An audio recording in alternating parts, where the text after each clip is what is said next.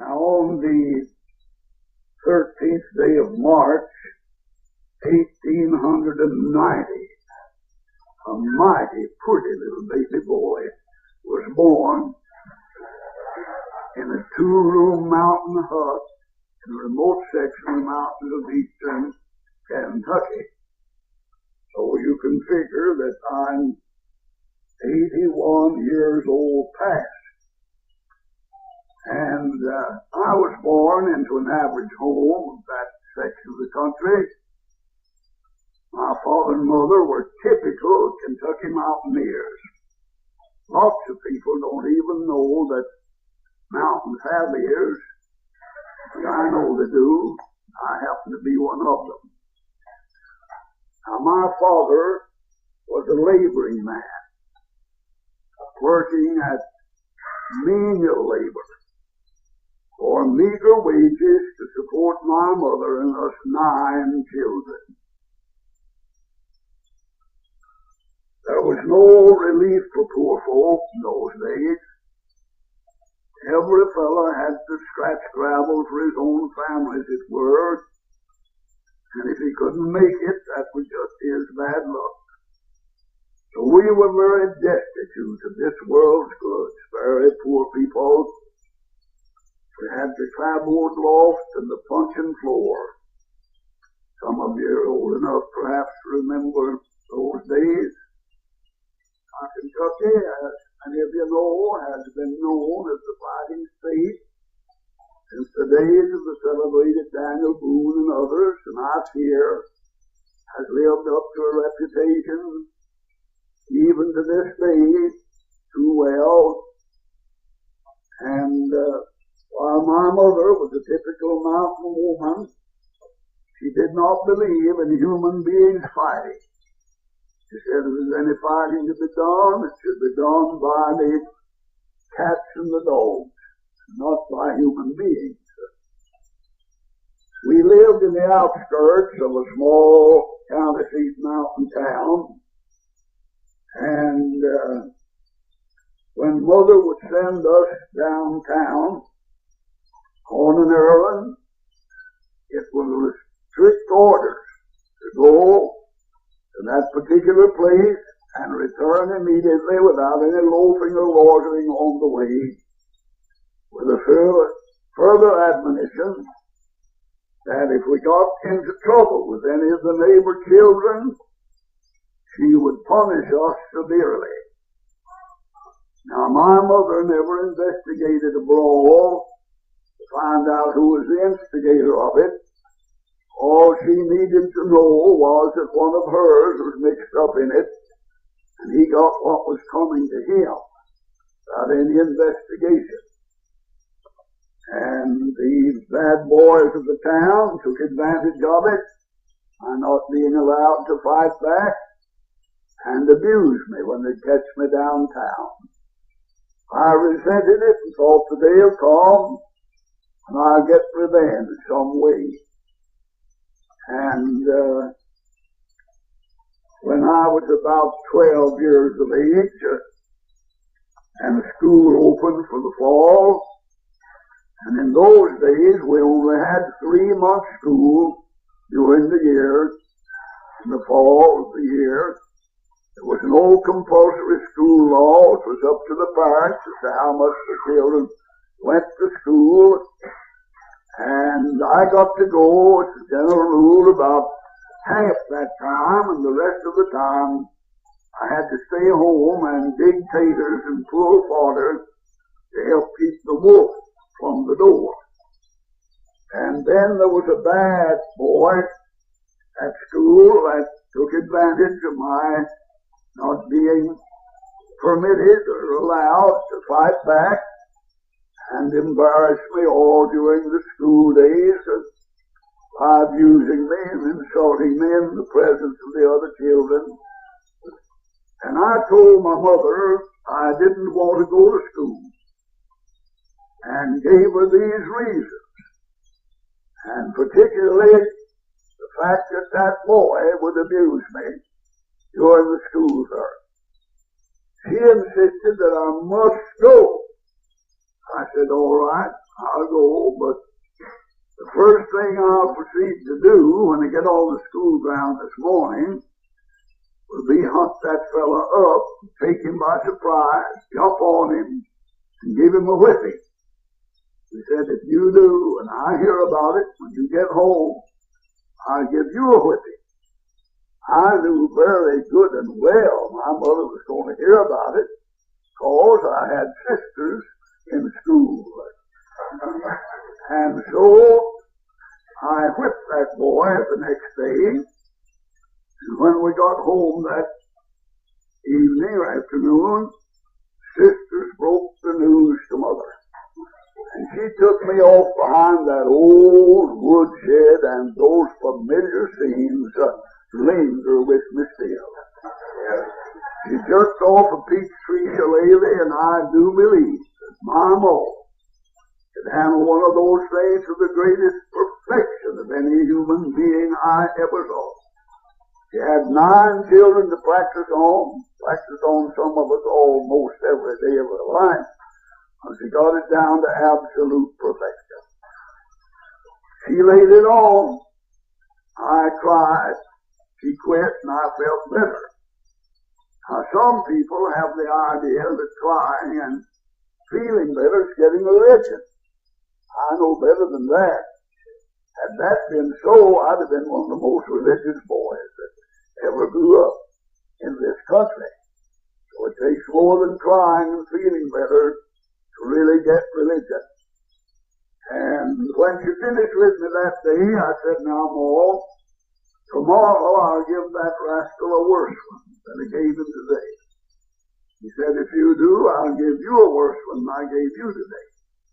I did, and so did Ma. And when she finished with me that day, a murderous devil had entered into my heart at that tender age of about 12. And I said, now, Mother, tomorrow I'll barely leave life in that fellow. Just barely leave him alive. And if he ever gets over what I'm going to give him tomorrow, you with me, the next time I lay eyes on him, I'll kill him. I meant that as much as I mean to leave this tabernacle at the end of this service.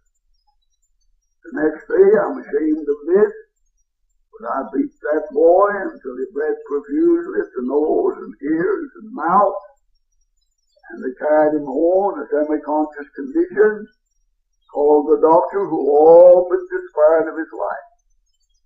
Got home that night. I didn't wait for sisters to tell Mother. I told her myself. Sister chimed in, telling her how awful he was beaten. And I said, now, Mother, if you're going to whip me, get it over with, but if you do, the next time I lay eyes on him, I'll finish the job. Mother had sense enough to know that I meant every word of that. That if she whipped me, I'd kill that boy, to save the other mother's boy from being killed and her own boy from being a murderer. Of course, she didn't whip me. But that was the beginning of a fighting career that was destined to be a bloody one. Now, if a boy reached the age of 12 or 14, and that section of the country in those days did not carry a pistol, he was looked upon as a sissy. No mountain boy wanted to be called a sissy. I was no exception to that rule. But pistols cost money, and money was the scarcest article in the mountains. We finally made the revolt and bought a pistol, and not long after that, we had a man in that community who had a reputation of being the worst man in those parts. And I envied him his reputation in my ignorance, and thought now if I can get in combat with that man and win the fight, it'll put a feather in my cap. And other young men who were ambitious for that will sit up and take notice. And the time came when that man and I fought a bloody fight, though no shots were fired. He was striking me with a heavy whiskey bottle. I was striking him with a small 32 improved double action Smith & Wesson. and broke the trigger guard off and sunk the trigger into the man's scalp, and he fell bleeding and so far as anyone knew dying. And I was so demonized with no compunction of conscience, and I walked over wearing hobnail boots and stopped him in the face and eyes like you would that of a snake. No compunction of conscience, sir. And that did put a feather in my cap, as it were, and it went out that I'd whipped the bully. And then fight after fight, and gun battle after gun battle followed for some time.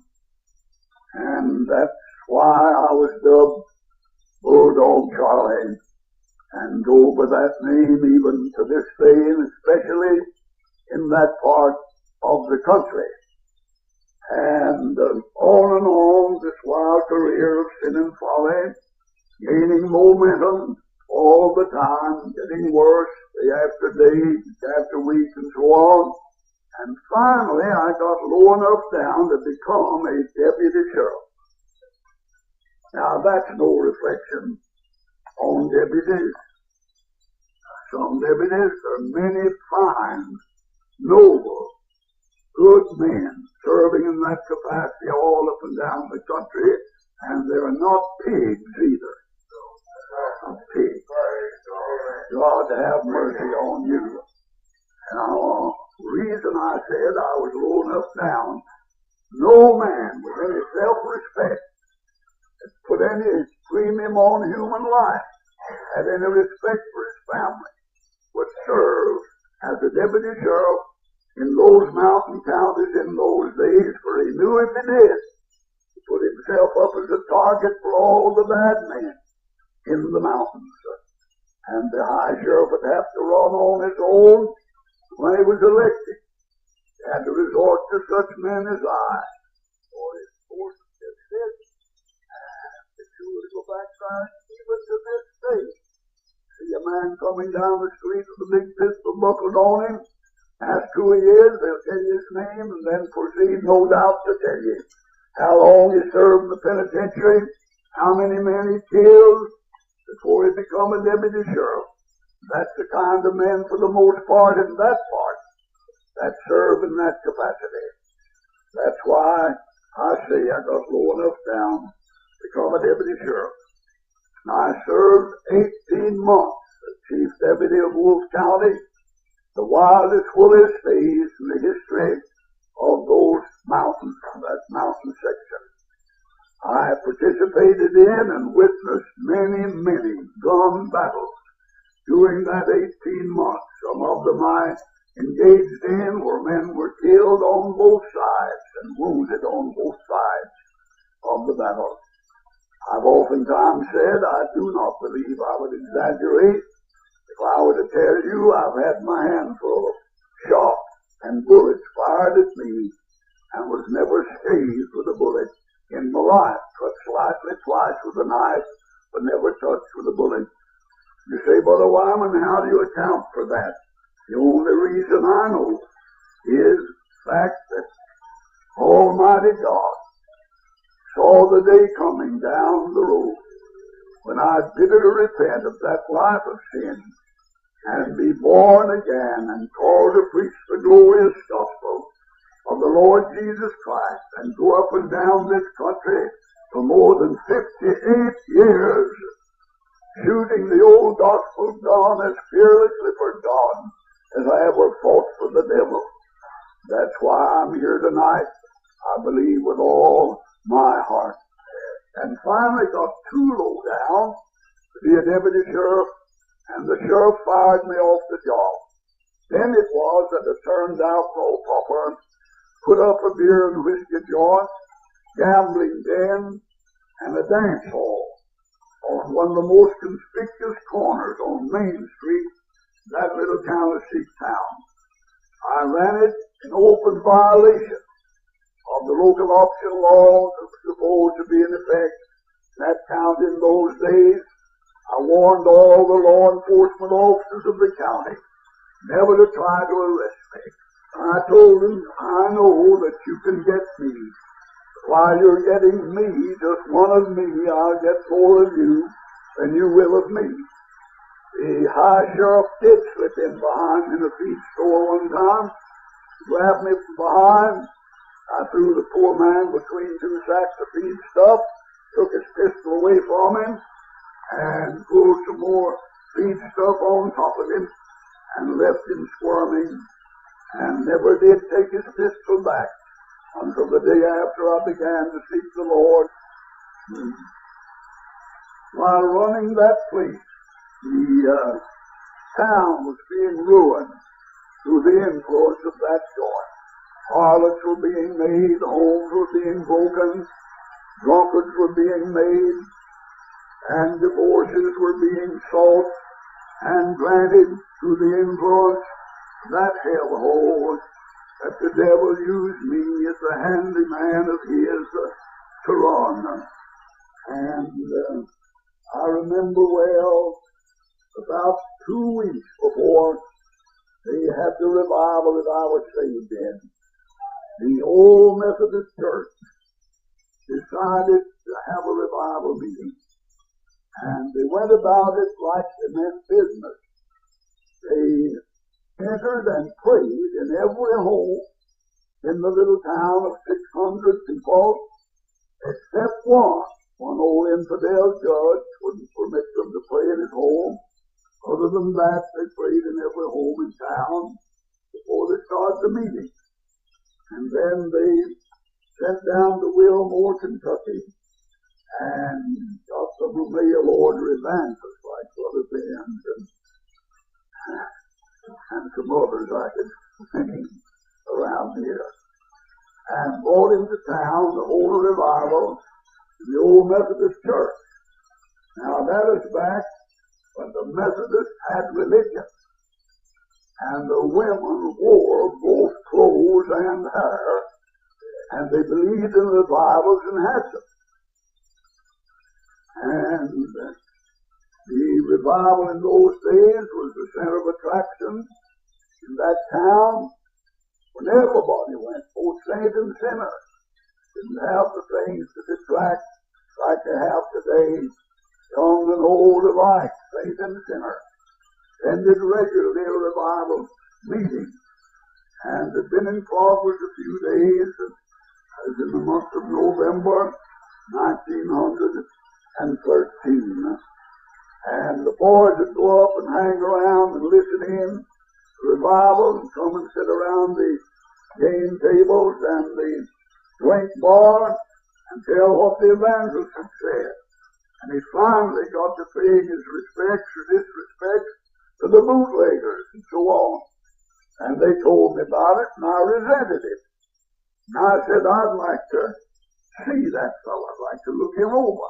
I'd never seen him, to recognize him. One night the boys came in and said, all right now, called me by my nickname. If you want to get a squint at the evangelist, he's coming down the street. Big white snow on the ground, moon shining almost light as day. We had places arranged where we could look out, see what was going on the outside, without being seen on the inside. Going to one of those places and peeking out, I saw a little sawed-off, hammered-down, double ugly sort of fellow come walking down the street. I said to the boys, is that it? They said, that's it. I said, I don't think I'd shoot a thing like that, but it may break batted out of town that keeps on talking about my business. And it went out all over town that the bad man of the town threatened to run the good man out. People who knew me were prepared to believe I was ornery and sorry and low down, mean enough to do it, and they lived in expectancy of it every day. As the meetings went on from day to day, one night Sister Canoy was called, and she lived up the street about a block and a half perhaps from my place of business here on the corner of Main Street, and the Methodist Church was about for a very short block back of my place, and the sidewalk ran down the side of this place.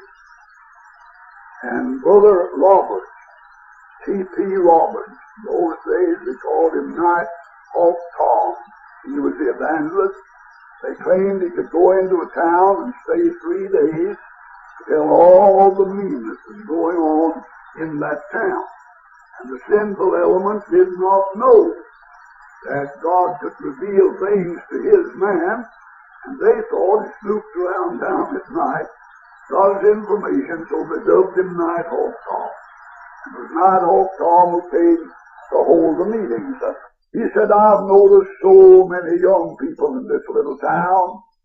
How would it be possible, if at all, to reach them with this revival?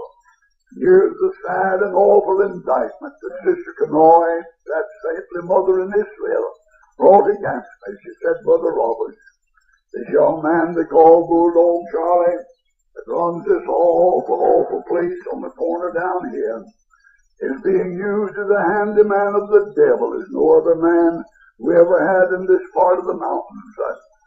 Homes are being wrecked, lives are being ruined, and drunkards and harlots are being made through the influence of that awful place. If we could only get that wicked young man to God, it would turn the tide Godward in this town. The man of God, the man of faith, looked her in the eye and said, Sister Kanoy, there's absolutely nothing too hard for our God. Our God is able. Suppose that you and I enter into a covenant here tonight, call others into the covenant, the day service tomorrow and the night service tomorrow night, that we'll fast and pray until God either saves that wicked young man or moves him out of the way of a revival in this town. And that was a mighty good way to pray. Say what you please. And one day a miserable, indescribable sensation settled down over me such as I had never experienced before. I didn't know what it was, but I was of all men most miserable. I went about that diabolical business, but not with the interest I'd had hitherto. One night, one afternoon, I stepped out in front of that place, get a little fresh air. The evangelist was coming down on the opposite side of the street. He saw me standing there. He did not know that I was the man for whom he called it, fasting in prayer. But he walked diagonally across the street when he saw me and shook hands with me and invited me, said, I'm holding the Bible from the Methodist Church up here. And don't please you've been with us yet. Come up and be with us in the revival. Now the pastors of the town never knew when they met me on the street whether to speak to me or not. If I had the right humor, I'd speak to them courteously as a man ought to. If I was out of humor, I'd curse and abuse them. And they never knew what to speak to me when they met me or not. But that day that man spoke to me. And when he walked away, there came up in my weeping heart a feeling of appreciation and admiration toward that man. And I watched him as he walked away, and I thought, now, why would a good man, like he evidently is, cross the street to take time with a poor, debauched, drunken outlaw such as me? I found the secret in this book. The steps of a good man are ordered of the Lord.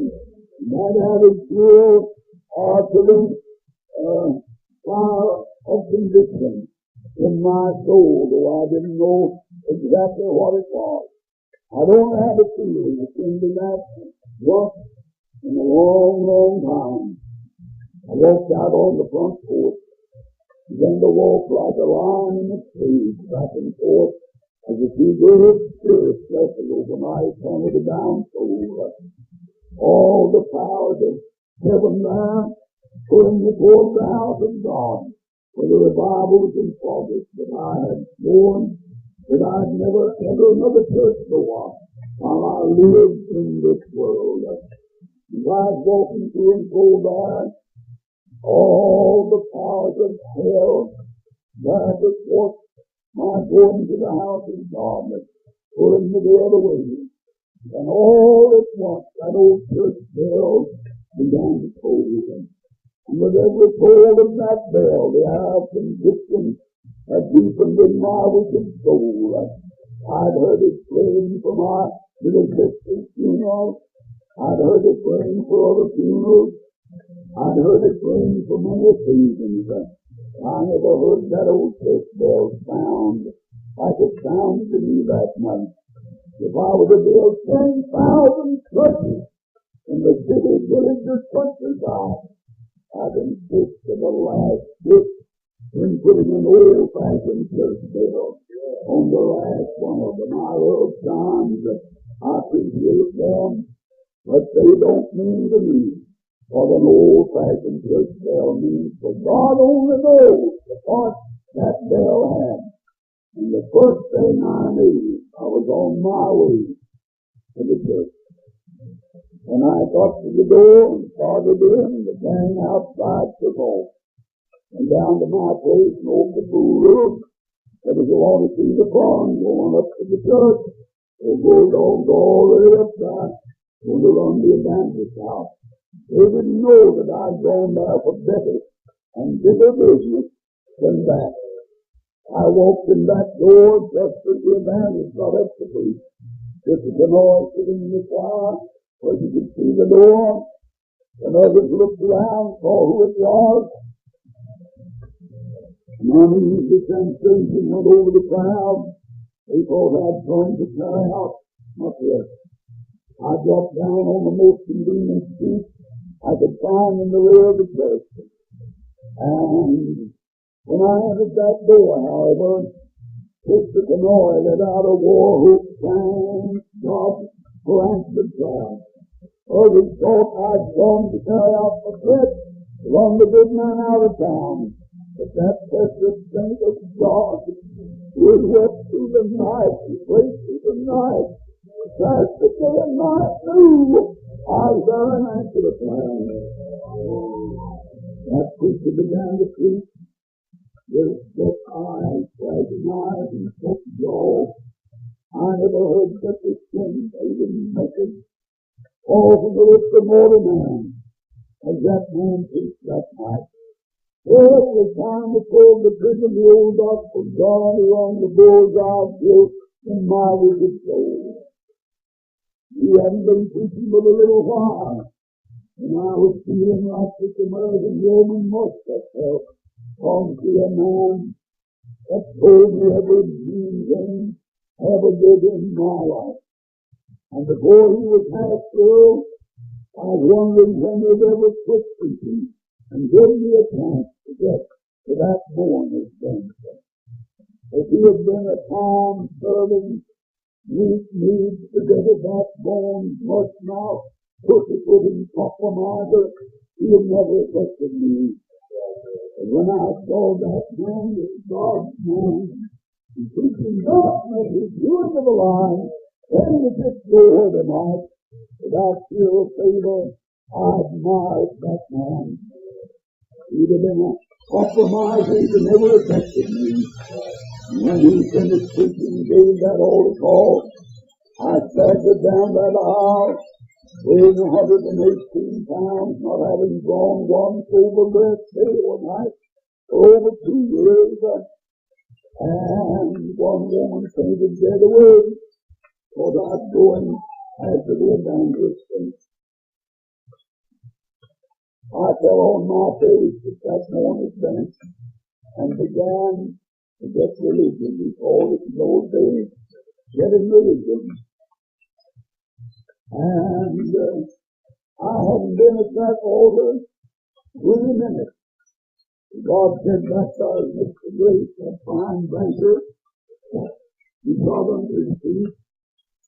He hired a bodyguard for months to protect him from more wicked hands. For that time confessed your meanness to that banker. I got up from that altar and staggered back.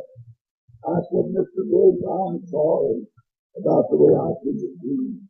If you can find it in your heart to forgive me, I'll never molest you. I want to get right with God and go to heaven.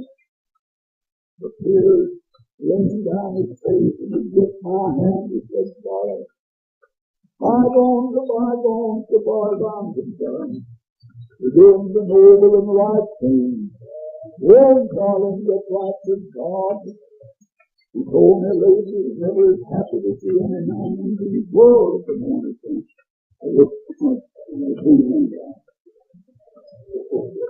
Now, I was getting religion. That night at the end of the service, I went down and had to almost fight those fellows while I did it. But I poured out every drop of beer, wine, and liquor in that joint. And they stood around our drooling and begging me to give it to them. I couldn't conscientiously do it. So I brought up every deck of cards and every pair of dice in that hellhole and locked it up and went out of business with the devil.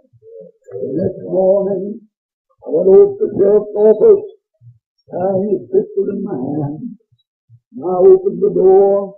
He was sitting on the swivel side of his desk. When he turned around and saw who it was, he turned his face at my shirt. Said, "Charlie, what do you want? What are you doing here?" He saw my pistol in his hand. I saw he was frightened. I laid the pistol over on the table nearby.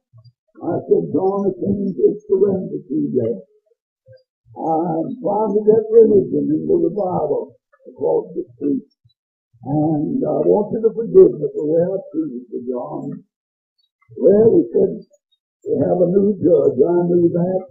Our regular judge was indisposed for some reason, and the governor had appointed a judge from Louisville to preside at this particular term of court. And in that one of the smallest counties in that part of the country, there were 14 murder cases beside that one term of court.